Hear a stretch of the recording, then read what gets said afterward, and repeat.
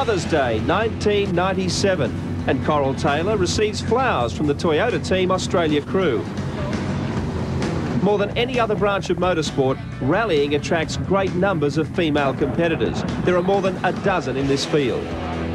People often say to me, have you been discriminated against because you're a female, or did you have to try and do it twice as good because you were a female? And the answer is no. And rallying is a very social sport, and a great group of people from all walks of life, and people will judge you on your abilities to do whatever job you're doing, and sex is quite irrelevant. Crest absolute, 50, right 5 short, then left 5 short, 100. There are more women than what there were, say, 10, 15 years ago, but it's like anything. It's just women aren't just there sitting at home. We're actually out here doing a sport. There's no reason why we can't be involved in cars. I would probably say it's exactly the same attraction that the males have to the sport. It's just so much fun, I suppose. You know, there's really nothing different for us, I suppose. You know, our makeup, and I suppose how we think we're a little bit better at co-driving. As you go along, especially when you see club rounds and state rounds, you're starting to see quite a few women coming through the field. I've been to rallies where I've been the only person that's been a female in, say, the top 20 cars, and now it's starting to be, you'll find most, like 50% of the top 20 cars will have women co-drivers in them. There are also plenty of husband and wife combinations. Well, it was either participate or get left home. I was left home for a long time and I got sick of it. So I decided I'd get into it too. Being a woman in rallying doesn't stop at the co-driver's seat. One of this country's leading smaller class production drivers is Denise Collins. We want to win the class. Our sponsors who support us, they look for good results. And if we don't keep winning, then, you know, it gets harder to get that sponsorship dollar. And I guess I'm just a competitive person. I'm not out here to make up the numbers. I want to win the class as much as anyone else wants to win. As the teams left the Oasis Resort on day 2, there were high expectations for the Bourne-Bates battle. 3-4 right over Crest. Possum cut loose on stage 1, claiming a soul-destroying 5-second victory.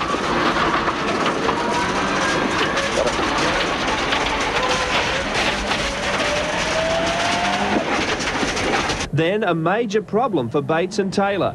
A total loss of power before the start of the day's second stage hands the Toyota team a 2-minute 20-second penalty, and they plummet to second last place. Right 5.5. And I think it was either battery post or battery kill switch, and 28 minutes later, after I played around with everything, it finally went and we got through the stage. Bourne, now safe in the knowledge that his rival is out of contention, begins to test his own mettle. It gives me the chance to try a little bit and, you know, try a few other things, you know, use a bit more sideways in the corners and things like that and see how we go. The Kiwi champ is a virtuoso, carving seconds off his previous day's times and setting the Forest alight.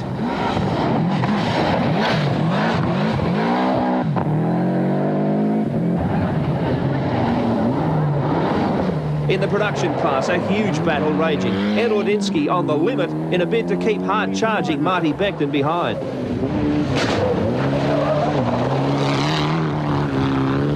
Today was always going to be the attack day, and Ed got us by 6 on the first one and we got him by 3 in that one, so we're chasing. For Graham Vaughan, Bates' loss is a gift.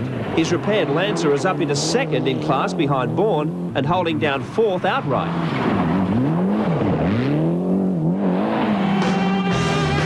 The Formula 2 battle again raged. Mackenzie and Peterson shared the stage wins, but the young gun Herridge was claiming consistent second places and leading the class.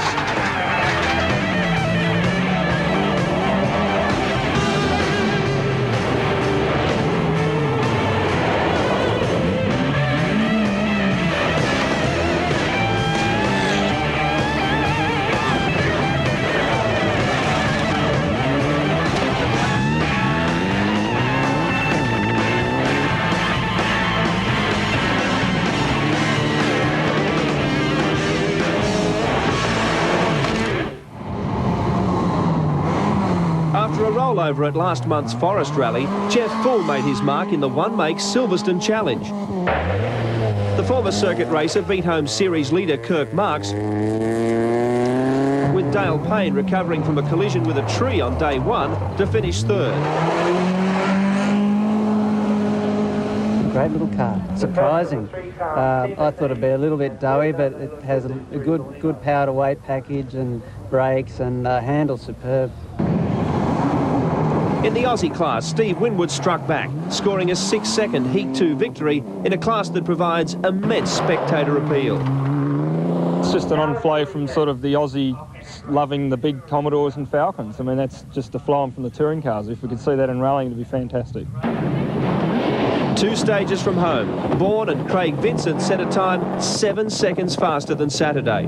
Victory seemed secure, at least until a 4-legged spectator tried to get a closer look. Nearly got him. Yep.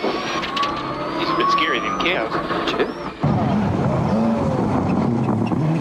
Neil Bates was flying, winning every stage and screaming back up the leaderboard. Left 4.5. With 1 section to go, he'd reclaimed 50 places and was lying 11th.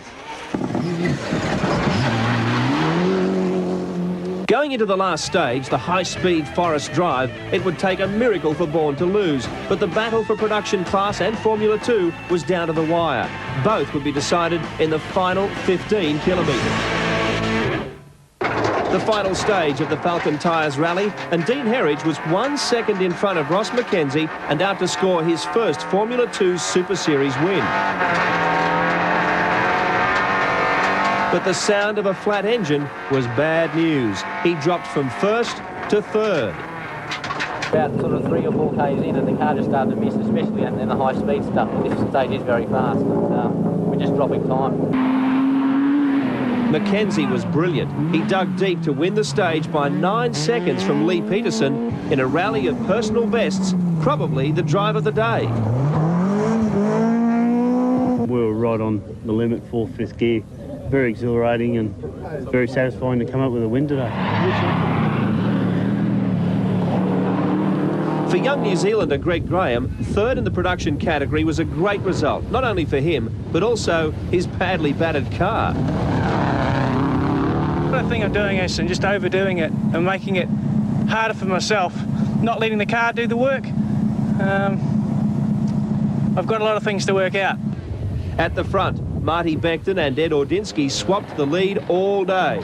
Both had 2 stage wins going into the final contest. Becton and Ordinsky protege close to the prize of a start in the Rally of Scotland for the country's best under 25-year-old driver. I'm really happy. We had a really bad preparation and you know, the guys have put a big effort in and we finished both heats, so yeah, I'd be a liar if I said I was disappointed.